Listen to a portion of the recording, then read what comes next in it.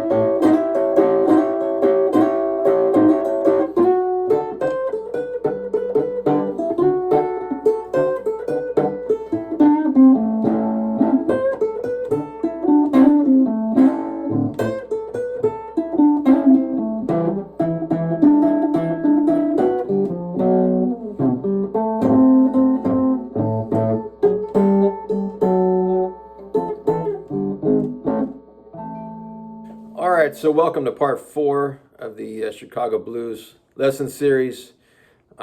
This time we're going to be discussing how to play in A position.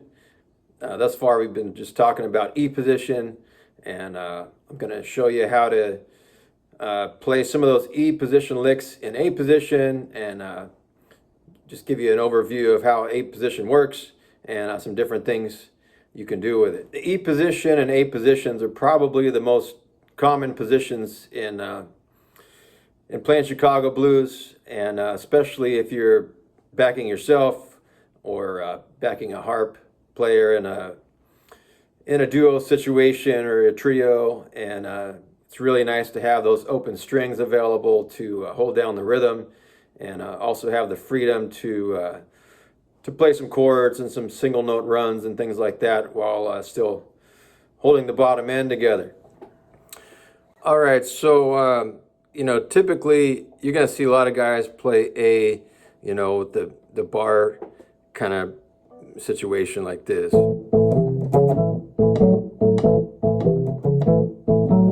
But let me show you a different way. The disadvantage of doing it that way is, it's a real workout, a real stretch, and you're pretty much locked into that. If you play it up here, you have the open strings, and it's way easier to finger, which frees you up to do a ton of other things on top of it. So the basic rhythms that I showed you in E, all that kind of stuff, all you have to do is drop that pattern down one string. So now, playing in the key of A, it's going to sound like this.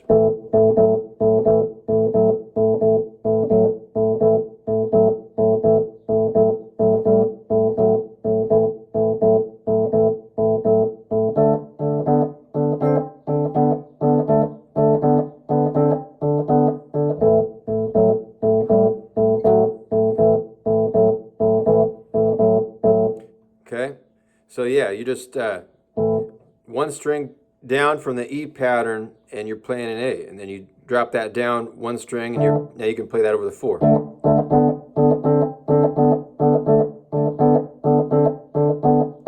And then you can come back up here like as if you're playing an E. You can play that for the 5.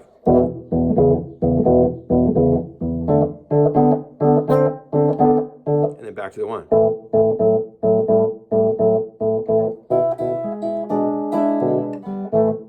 Like that.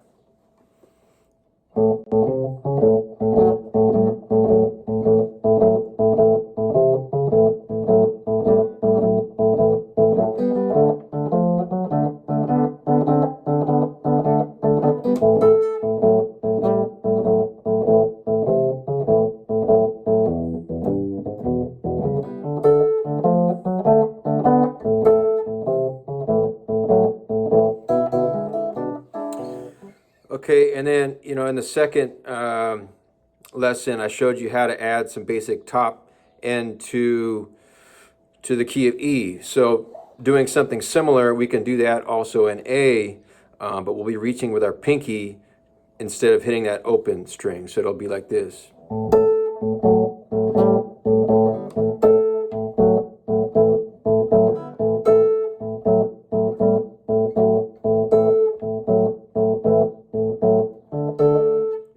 Also hit the same fretted note there, the fretted A on the 5th fret over the 4.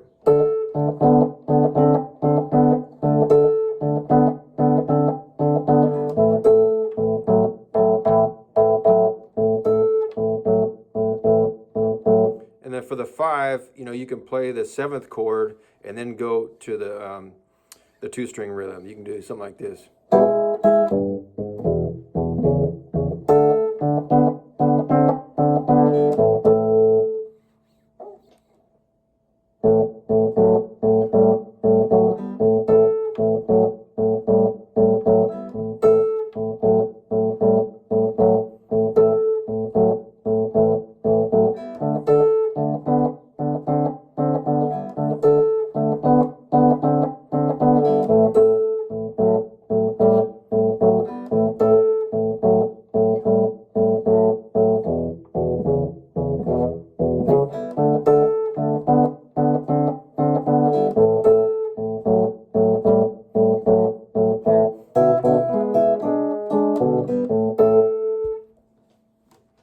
So that chord I showed you in E, you can play on the 5th fret for A.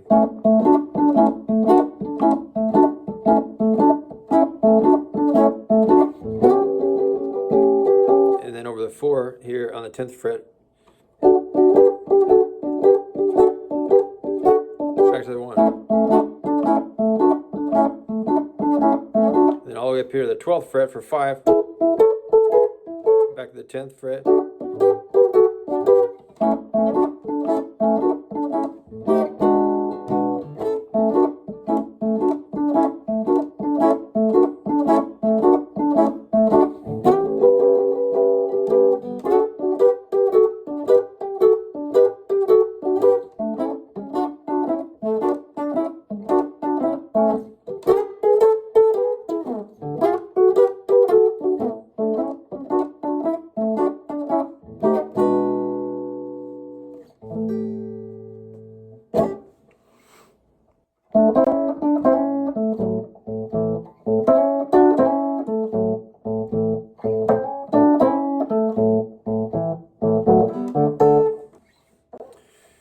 And then that ninth chord I showed you, playing an E, you can play that over the 4, the D here, right? So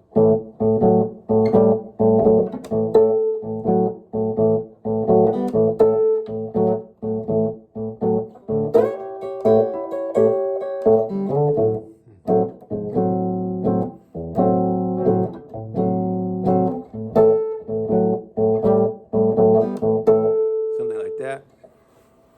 And you know the ninth chords I showed you too, you know, playing an E. Now that's the 5 playing in A. So you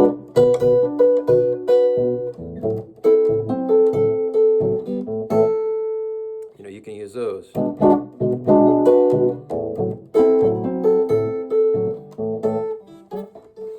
Yeah, so if you're playing an E, you know, here's the E7 here. Okay, so if you just imagine the nut being, you know, your first finger barred, and you bring that whole pattern up. So now, you know, an A7 is here.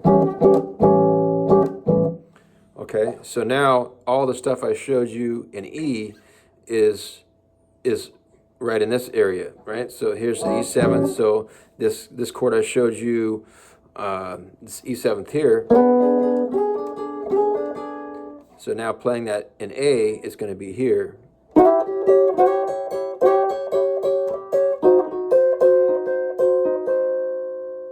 Okay, but now you can thump on the low A and play it like this.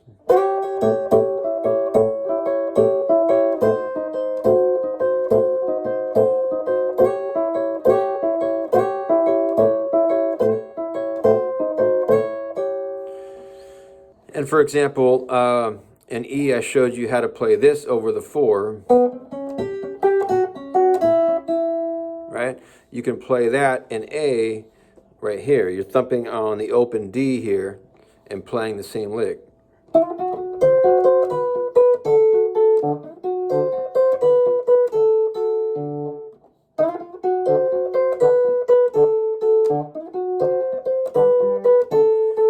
So it's something like this.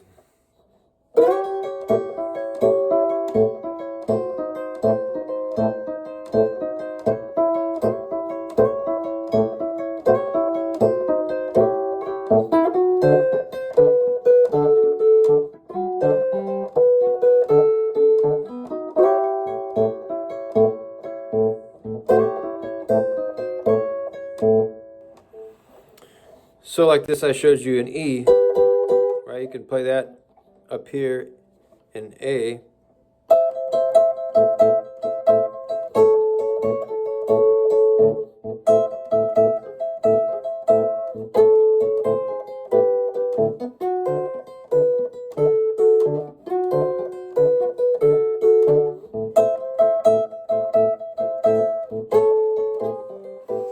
Here's a pretty cool little run that you can do in A. So if here's your long A here, and the lick I showed you in E, playing way up here, right? So we have that here in A,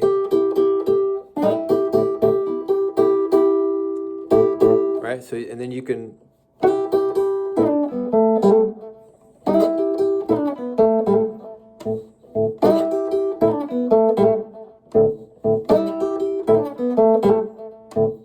do.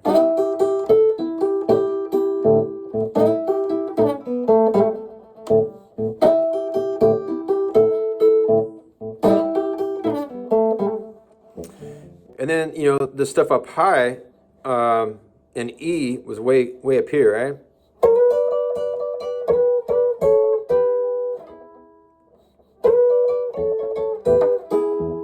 Right? You can still do that in A, but now you're going to be playing it here. So there's the 7, the A7. It's kind of your home base here at the 5th fret. So now, instead of playing way up here, it's just right here.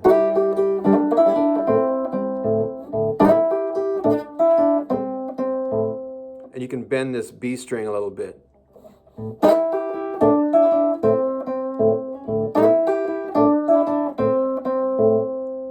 And that lick I showed you up here when playing in E,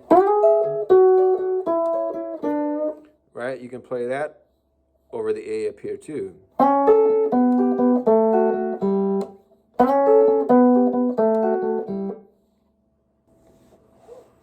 And that lick I showed you over the playing an E,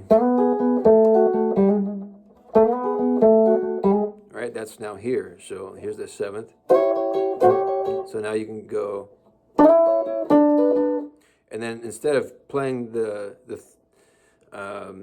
3rd in E and just hammering on, now you can play it this way and just like quarter step bend that there. So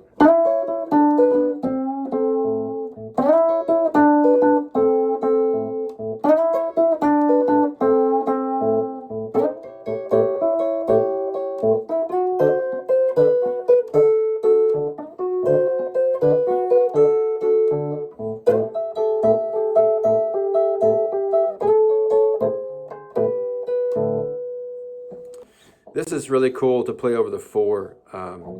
It's this one here. And then use your thumb to 2nd fret, low E string, right? And then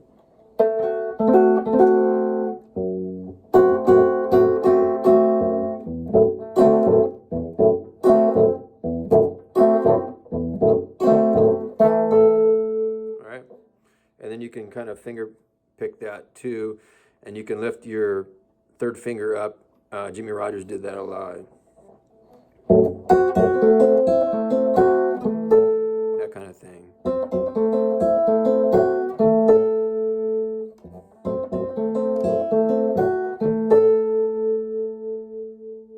And you can walk that down.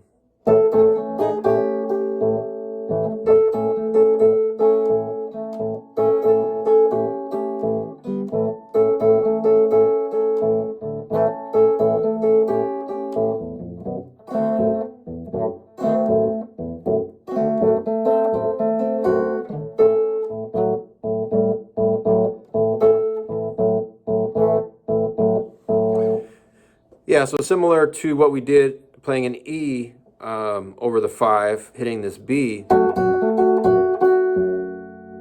we can do hit the E7 over the 5 when playing an A.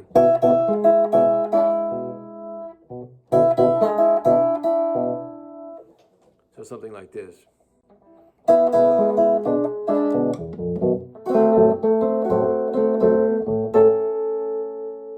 Right?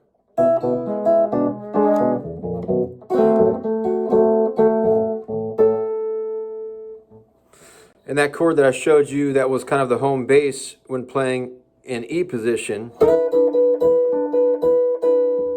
That one is now up here on the 10th and 12th frets when playing in A position. And you can still thump on that low A.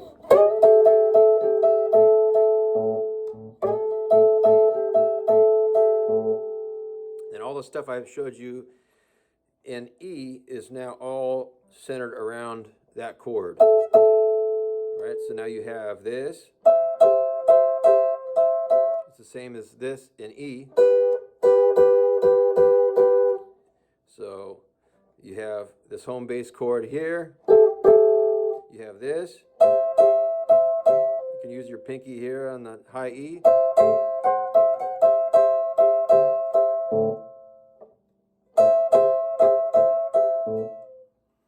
Right? And then now you have this here. Right? The stuff I showed you in E.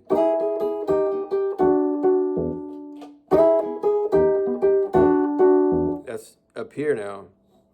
Still thumping on the low A strings.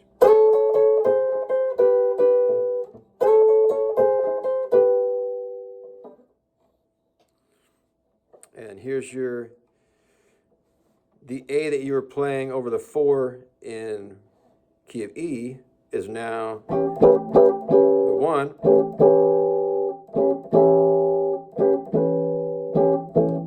I don't use that too much in playing in A position because it's just too far away from everything else. I I may use it from time to time, but it's there. And then this is here.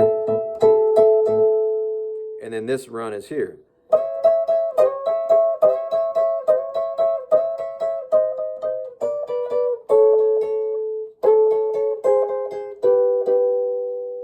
All the stuff I showed you in E, it's all right there. So here's the chord, the home bass chord. There's your ninth, and here's this run here.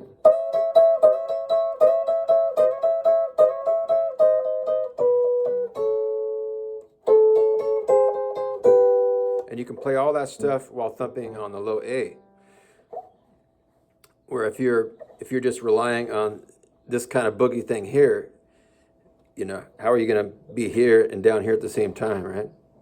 But playing this way, you know, and just thumping on the low A string, you know, frees your hands up to play all these other things on the top end while still holding the bottom end and just kind of cheating with the open string instead of doing the full, like, you know, 2-string rhythm pattern. You can keep it going enough and then come back to it, and then, you know, the listener's ears can connect that real easy. You know, it's enough. A real common turnaround in A position would be something like this.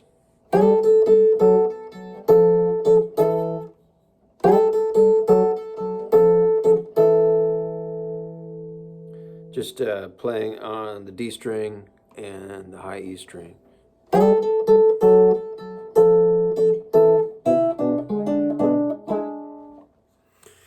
Here's some turnaround ideas you can experiment with playing in A. So you have the A here, and you have the open A here.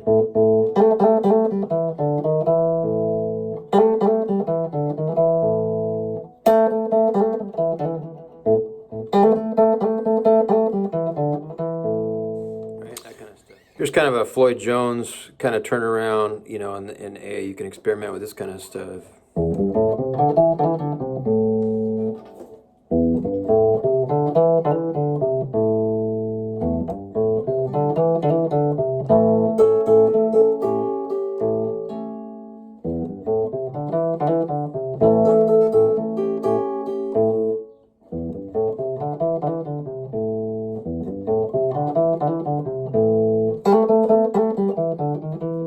All that kind of stuff.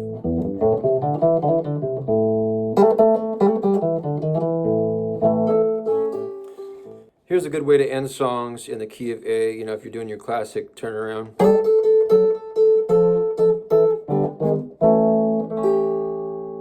You can walk that down like a turnaround. And then just the bar chord here, just walk up to it. And then they add the seventh. So it sounds like this.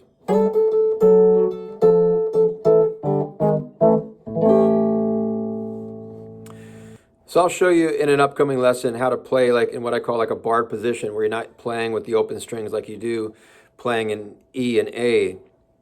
But another beautiful thing about playing A this way is in addition to having, you know, the low strings to thump on, you can play some of those stock licks that you play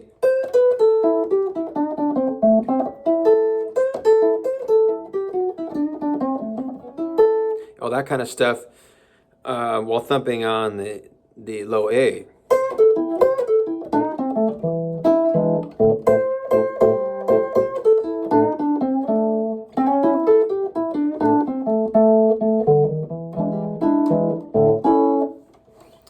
Yeah, so similar to what I showed you in E position using the capo, we could do that also in A position. So putting the capo or clamp is Muddy's generation, you called it, on the second fret. You can now play in B. So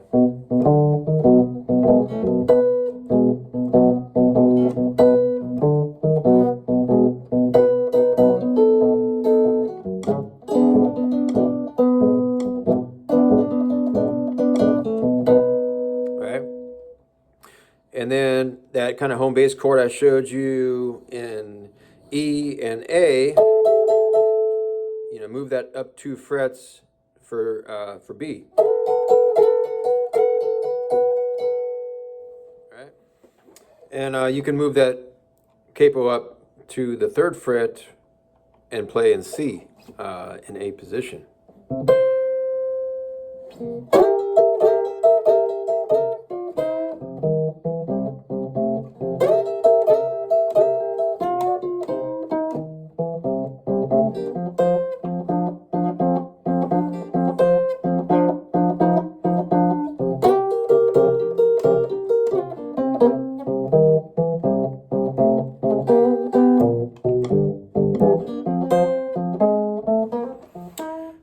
So from just those 2 positions, E and A, you can theoretically play all of the keys, right? You got E, and then capo up 1 fret. You have F, capo up to the 3rd fret. You have G, okay? And then you have A position, and then capo up to the 2nd fret. You have B, capo up to the 3rd fret. You have C, and you could even capo up to the 5th fret and cover D. So between those 2 positions, you can cover all the keys with having open strings, which is super helpful when you're backing a harp player, doing a solo gig, duo gig kind of thing where there's no bass, or you're having to cover a lot of ground. You can do all of it from those 2 positions. I'll show you some variations on how to handle some different keys in different ways, but my point being is, between those 2 positions, you can cover everything if you wanted to do that. If you like these lessons so far and you'd like to support the channel, I have a music website. It's called Devil's Tail Music. You'll see it in the screen at the end of this video. With the web address, lots of t-shirts and posters, signs, all kinds of blues memorabilia. So if you like this kind of music, I'm sure you can find something there that you like. Thank you.